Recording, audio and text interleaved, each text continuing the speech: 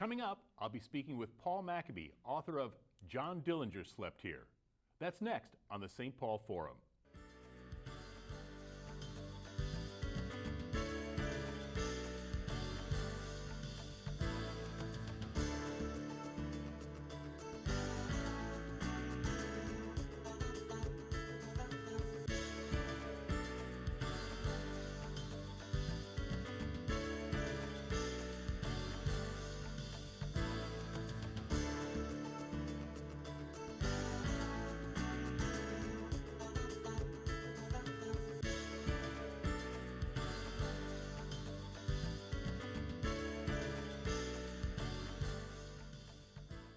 Welcome to the St. Paul Forum. I'm John Forde.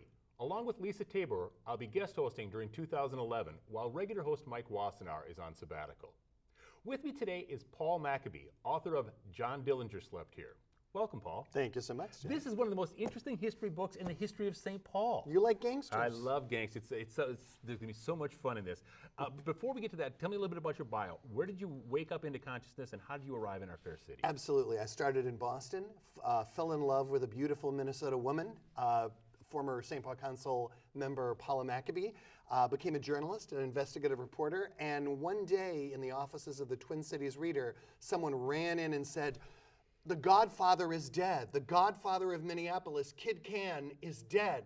And I thought, there was a Godfather in Minnesota? And I always thought Minnesota was Garrison Keillor, James J. Hill, but no, for about 40 years, the most powerful man in Minneapolis was not Hubert Humphrey, was not any of the other captains of industry, but was a Romanian immigrant, a crook, a blackmailer, an extortionist, and a killer named Kid Can. And I thought, oh, this is so much more interesting than J.J. Hill. And I started researching a book on the gangsters of Minnesota. And it just took off like wildfire from there. Well, I didn't know that John Dillinger lived in St. Paul for a year and a half, that Babyface Nelson, that Ma Barker, all the people who have nicknames. I figure you couldn't make it as a gangster in the 1930s unless you have a name like Babyface, because Babyface Nelson's original name that he was born with was Lester Gillis, which is not the kind of name that strikes fear in your heart. You know, you rob a bank and you go, "Stick him up, I'm Lester," you know. And he insisted to the Dillinger gang that they call him, Lester Gillis, Big George. But the Dillinger gang said, "Give us a break. You got babyface cheeks, you're Babyface Nelson. And if you called Babyface Nelson Babyface to his face, he would kill you." So this really take off with the advent of Prohibition, or was there a gangster element prior to that, sort of a residual of World War I? Turn of the century, there was a police chief named John J. O'Connor, who was nicknamed the Big Fellow. He's about 6'3", very imposing. And he decided on a unique method of crime control for the city of St. Paul. It was called the O'Connor Agreement, after his name, or the Layover Agreement. The deal was, if you're a bank robber, John Forde, notorious kidnapper, bank robber, you come to the Twin Cities, you have to promise not to kill or rob anyone within the city limits of St. Paul. You can go to Minneapolis and kill whoever you want to. You can go to Des Moines, to Wisconsin, kidnap people, but when you came to St. Paul, you had to be on your best behavior.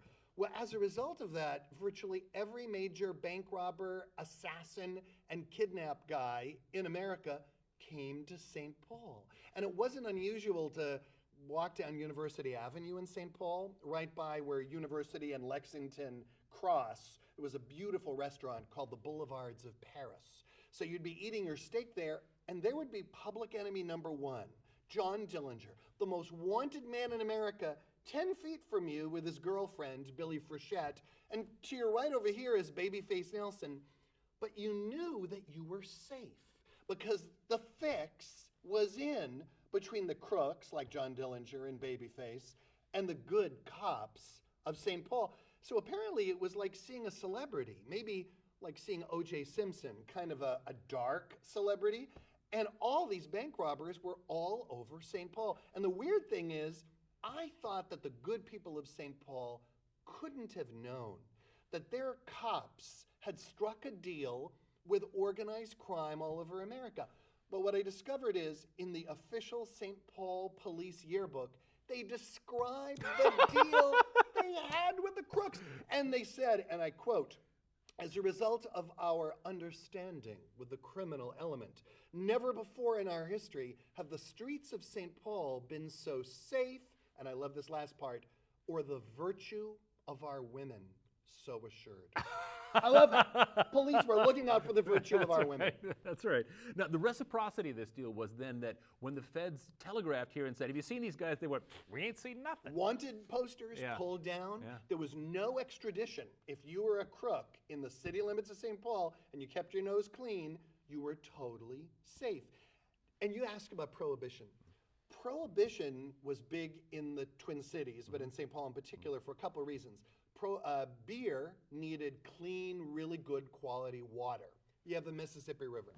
You needed good Germans who knew how to brew beer. And even though it was illegal, you had the breweries, which according to the FBI files, the breweries, the ham breweries and others, would do near beer, which was legal beer or root beer, out the front door, but out the back door, you could still get bootleg whiskey from the breweries. So the fact that we had a vigorous brewery industry in St. Paul meant when Prohibition occurred, and of course it was written, the Prohibition Act, by a Minnesotan, Andrew Volstead, in Landmark Center in St. Paul. So weirdly, Minnesota was the birthplace of Prohibition and the city in America where Prohibition led to the most crime, because all of the police that took the bribes from the bootleggers, when Prohibition was repealed, they were still crooked cops. And the crooks who used to make their money from bootleg whiskey, now it was legal, where are they going to make? Kidnapping, bank robbery. The bad guys simply switched their crimes to the outlaw crimes of the 1930s. And they couldn't legalize it all. That probably wouldn't work. Couldn't legalize bank robbery, no. And what's so interesting about St. Paul is the underworld and the overworld in St. Paul were completely intertwined. The best place to describe that is the notorious nightclub on the Mississippi River Bluffs, right by the, excuse the expression, the Forde plant out by Ford Parkway in Highland. It was a gorgeous nightclub, very elegant food, steak, and you had the gangsters. John Dillinger said that the Hollyhocks Club in St. Paul had the best steak that he ever ate. But the club couldn't have survived without your parents and my parents going there for kind of a wicked night out. So 3/4 of the people in that underworld nightclub were the good people of St. Paul. 1/4 were members of Dillinger's gang. The underworld and the overworld met in St. Paul. Now, when the gangsters came to town, did they have to, in addition to behaving, did they have to like check in? I'm in town, I want to... Do you know where we are right now? We're in Lower Town in downtown St. Paul. 2 blocks from here is the magnificent railroad depot. When the crooks would arrive on the railroad train, they would walk out of the train, they would see the officer, Tom Brown, or one of the other crooked St. Paul police officers. Al Capone, who came here to town and stayed in St. Paul, would go, "Great to see you, Tom." The bad guy, the bank robber, would have to explain where he was staying. I'm staying on Summit Avenue. If he had a girlfriend, that would be fine. If he didn't have a girlfriend, the police would arrange for female companionship. If they needed some weapons, the best machine guns in America were sold on Wabasha Avenue, flown in from Texas. Basically, St. Paul was a vacation spot and a Walmart for anything that a bank robber needed. Women, machine guns, and protection.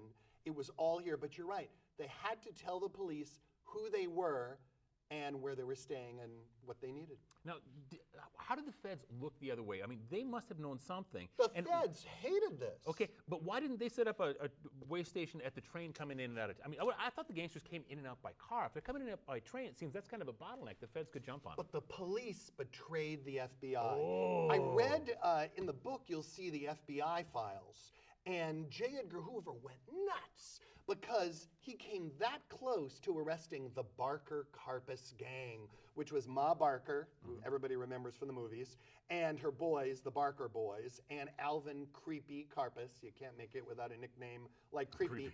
The police on South Robert Street came within 2 minutes of arresting Alvin Creepy Karpus and the rest of the Barker Karpus gang, but I'm sorry, the FBI were that close, but the police got a tip-off and called Ma Barker and said, get your boys out of South Robert Street, out of your house. And when the FBI arrived, the food was still hot on their plates. And over again, the St. Paul police thwarted the efforts of the FBI to capture the gangsters.